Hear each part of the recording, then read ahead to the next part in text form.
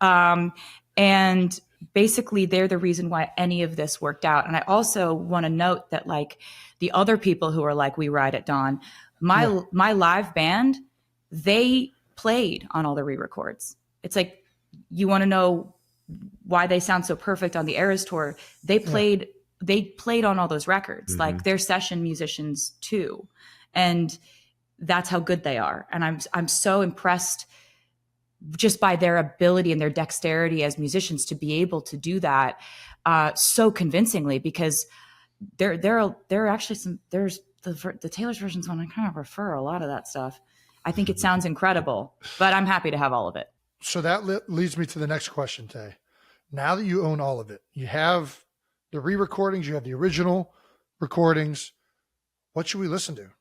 Like, what do I roll with? Does it matter? You're just like whatever you guys want. Like, yeah, it's really whatever you guys want. Okay. Because I love both of them. I would not have put out the re-records if I didn't think that they held up or were better. I think a lot of the vocals I did on the re-records are better than the originals. Ooh. Okay. But it's like if you found a nostalgia in the originals and that was what you were listening to when you were 12 years old, bopping around in your bedroom, go crazy. Yeah. We got them all. I'm going to start doing comparisons. That's what I got to do. I just got to start doing comparisons. Yeah. You're going to listen to every beat. Yeah. You're certainly, it's not mandatory, Jason. I mean, it sounds like a good time. I'll say this. There's a few good playlists out there that have a mixture of them all. You've been streaming? Yes. Thank you. I've been streaming for about 2 years now. Oh, that's fantastic. Thank you so much. That's why we got that spike in the that's what it was. 35-year-old male demographic. Right. Yes, that 1.7 billion, that was at least 1 billion of those for sure. We have one IP address from one iPhone that continually is listening to this playlist. Did you have a favorite album that you re-recorded that, like, are there different eras that you liked recording more, re-recording? I really liked them all, but I think Red was very special. There were songs that I called From the Vault songs, and there was one which I think is maybe my favorite song I've ever written called All Too Well, the 10-minute version, where I unearthed. There were originally so many more verses in that song than ended up being on the album that I had put out when I originally put out Red. I made the glorious, fortuitous mistake of saying that to my fans in an interview. You know what those words mean. I love it. You're so handsome. So basically, I said that in an interview to my fans, and they just like hung on to it. They were like, where's the 10-minute version? Give us the 10-minute version. Yeah. And when it came time to doing Taylor's version and re-recording the album, I went back in, found the verses, restructured the song to the way that it pretty much was when I had originally written it, put them back in. And that song is one of my favorite things I've ever done. And it was when we were on the Eras tour, I'm watching people just like cathartically scream this song to the point where I'm like, do you need to go to the hospital? Like it was so passionate, the fan response to that song at the Eras tour. And I remember thinking so many times, like, what if this never happened? Like, what if I never had to re-record this? It's one of the most iconic parts of that tour. It was so fun. Yeah. And so like, it really did make me fall back in love with that album specifically. I have a song with Phoebe Bridgers that I really love on that, From the Vault. Chris Stapleton was a part of it as well. And I think that one, I've always loved Fearless in 1989 in a very pure way. But Red, I've kind of gone back and forth over the years and been like, like that re-recording it made me just be like, oh God, I love that album. I have no complicated feelings about that. Wouldn't have done anything different. Maybe except to include the original verses the first time. Well, we just talked about the different eras a little bit. Let's talk about perhaps the most daunting thing that any artist has ever taken on, which is the Eras tour. Oh my God. You finally finished it up last December in Vancouver. I don't know. What did it feel like to wrap it up? What does it feel like now? Like not touring and being on a jet every day, basically trying to go from country to country. Yeah. I mean, insane. It feels great, Jason, to be honest. I'm not going to lie to you. You don't miss it?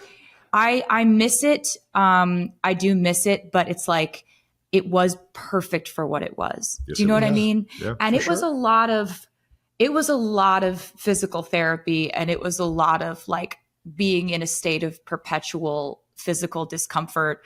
Kind of like when you're in season, you know? Yeah, no, Yeah. I'm not getting hit my first time by huge 300 pounders, but the heels. when I saw the for that recovery long, station in the hotel room after with the toe spacers, I gotta acupuncture in that.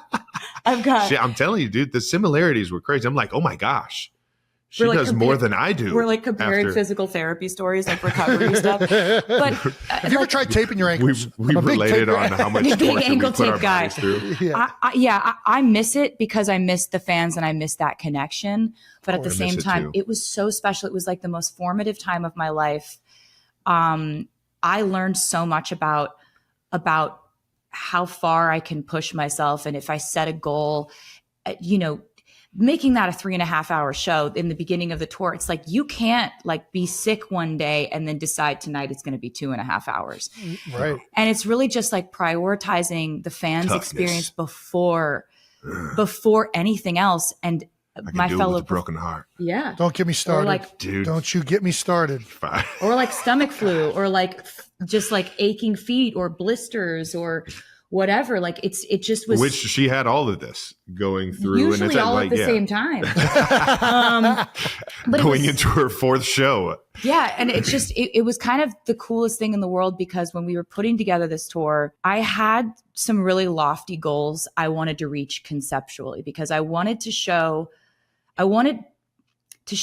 fans, and especially younger fans, visuals and sort of performance art references that were really important to me as a kid and what inspired me to want to do this, right? So like, I wanted to put elements of musical theater, Broadway, ballet, scenery that you would see in an opera, Who thinks like this? I was about to say, I watched the whole tour. I just thought it was amazing. I didn't know this. But that's exactly it. I wanted it to be references that I thought were really high concept and really high value for fans, and for them to see things they hadn't necessarily seen before, all in one concert. But I wanted to do it at the highest intensity, rapid fire. You're seeing something new every 15 to 30 seconds. And so it feels like you're scrolling in an algorithm, right? Yes. And when I heard reports of people saying that they got actual amnesia after the concerts, I was like, oh, I think we did it. Yeah. I think we did it. Nailed it. That's genuine. I wasn't even shooting for that goal when they're like, I saw so many things and I experienced a state of euphoria that I now don't remember what happened to me. I was like, oh my God. All I remember is that she didn't want to meet me. That's it. That's it. That's all he got about. And as much as you, and I've told you this, as much as you want to, give New Heights credit, I give the Eras Tour credit. Yeah. I give the Eras Tour credit because if I would have never gone to that show and been mesmerized and just been captivated, and then left with such a desire to want to meet you, I would have never went on here and told everybody how butthurt I was. Yeah, I'd never just been so engulfed in the curiosity of who you were. Oh, that's and really look at this. wonderful. One of the best things about that last statement is you didn't even know what the word engulf meant before, like you met Taylor. Like you've broadened your horizons so much. We're the perfect. I'm telling you, she makes me so much better. Thank you for saying that. That. But it's like you see you on the stage and you see how crazy you can get an entire stadium going, and then I get you in a room and it's like I've known you forever. It's like it was just the easiest conversation I ever had, and it was just so much fun that it just knocked my socks off, from what they say. Knocked your socks off. Yeah. Thank you. I felt she the same blew me exact away, way and about you. I had never experienced something so mesmerizing on stage and then so real and so beautiful in person. Hey, that's should I leave? I'm just gonna leave. I think so. Honestly, at this point, I think everyone should leave. I don't know where to go from here now. How many countries did you do the Eras Tour in? 47,000 countries, Jason. You just listed that in the beginning. Well, I said 51 cities, which I don't know if that's right. It was a lot of countries. What was really fun about all the countries that we went to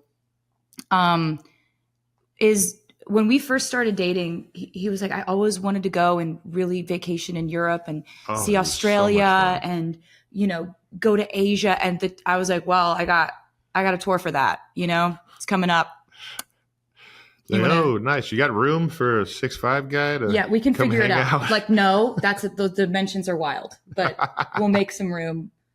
I think we'll have to leave some equipment trunks behind. Thank you for accommodating the size, but absolutely we'd be happy to have you. And we got to travel the world and have vacations and adventures when I wasn't on stage, which was really fun because like Europe was so fun. Australia is amazing. Yeah.